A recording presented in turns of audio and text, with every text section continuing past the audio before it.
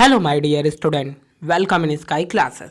इस वीडियो में हम अंडरस्टैंड करने वाले हैं what is central dogma. It means central dogma क्या होता है। सो अगर मैं यहाँ पर बात करूँ कि molecular basis of inheritance chapter की बैकबोन अगर हम किसी टॉपिक को बोल सकते हैं तो वो हमारा सेंट्रल डोग्मा ही है। इट मीन्स कि टोटल हमारा molecular basis of inheritance chapter based है सेंट्रल डोग्मा पर। तो समझते हैं सेंट्रल डोग्मा क्या होता है।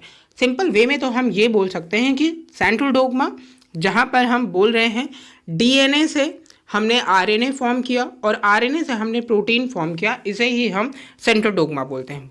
बट यहाँ पर प्रॉपर डेफिनेशन क्या होगी वो अंडरस्टैंड करते हैं।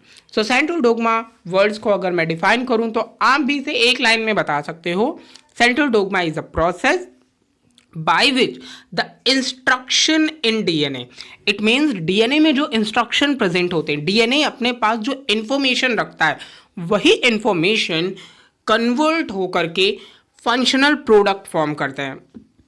और ये फंक्शनल प्रोडक्ट कुछ और नहीं होता, this functional product is protein. So student simple word में अगर बोलूं सो डीएनए से आप जो प्रोटीन फॉर्म करते हो उसी प्रोटीन के फॉर्मेशन की प्रोसेस को ही हम बोलते हैं सेंट्रल डोग्मा।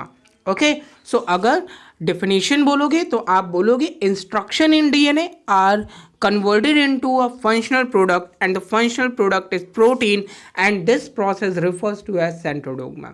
तो सबसे पहले ये कॉन्सेप्ट प्रपोज किया था फ्रांसिस क्रिक ने। आप जानते हैं टू साइंटिस्ट डीएनए के डबल हेलिक्स मॉडल से रिलेटेड हैं, Francis Crick and Watson. But यहाँ पर सिर्फ और सिर्फ फ्रांसिस क्रिक ने सेंट्रल डोग्मा की प्रोसेस को एक्सप्लेन किया था और स्ट्रक्चर ऑफ डीएनए को भी बताया था। तो इस तरीके से आप ये बोलेंगे कि सेंट्रल डोग्मा प्रोसेस क्या होती है। ओके, तो ये कॉन्सेप्ट तो क्लियर हो गया आपको सेंट्रल डोग्मा। अब चलिए इसे डायग्राम के बेस पे समझते हैं। तो देखिए सेंट्रल डोग्मा में बेसिकली कौन कौन से स्टेप्स आते हैं, क्योंकि वो जानना हमारे लिए बहुत इसेंशियल है कि अगर हम किसी भी प्रोसेस को वन लाइन में कंप्लीट कर रहे हैं तो सिंपल सी बात है कि उसमें बहुत सी प्रोसेस होगी। अब अगर मैंने इसे चैप्टर का बैकबोन बोला है तो सिंपल सी बात है जो होल प्रोसेस हम यहाँ चैप्टर में रीड करने वाले हैं उसकी समरी तो देखनी पड़ेगी। Okay, so let's start. So हमारे पास सबसे पहले डीएनए होता है। अगर हम डीएनए से डीएनए फॉर्म करते हैं, देखिए यहाँ पर ये फिर से कॉइल हो रहा है ना, इट मीन्स कि डीएनए से डीएनए फॉर्म होने की प्रोसेस को हम यहाँ पर क्या बोलते हैं, हम बोलते हैं इसे रेप्लिकेशन। ओके, सो डीएनए से डीएनए फॉर्म होगा रेप्लिकेशन की प्रोसेस के थ्रू, और यहाँ पर एक एंजाइम प्रेजेंट होता है जो रेप्लिकेशन की प्रोसेस कराता है और उसे हम बोलते हैं डीएनए पॉलीमरेज एंजाइम। ओके, सो अगर आपने यहाँ पर डीएनए पॉलीमरेज एंजाइम यूज़ किया तो आप डीएनए से डीएनए फॉर्म करेंगे जिसे हम रेप्लिकेशन बोलेंगे। ओके, नेक्स्ट फैक्ट, अब अगर आप यहाँ पर डीएनए से आरएनए फॉर्म करते हैं और यहाँ पर भी एक enzyme you know what use होगा जिसे हम आरएनए पॉलीमरेज एंजाइम बोलते हैं।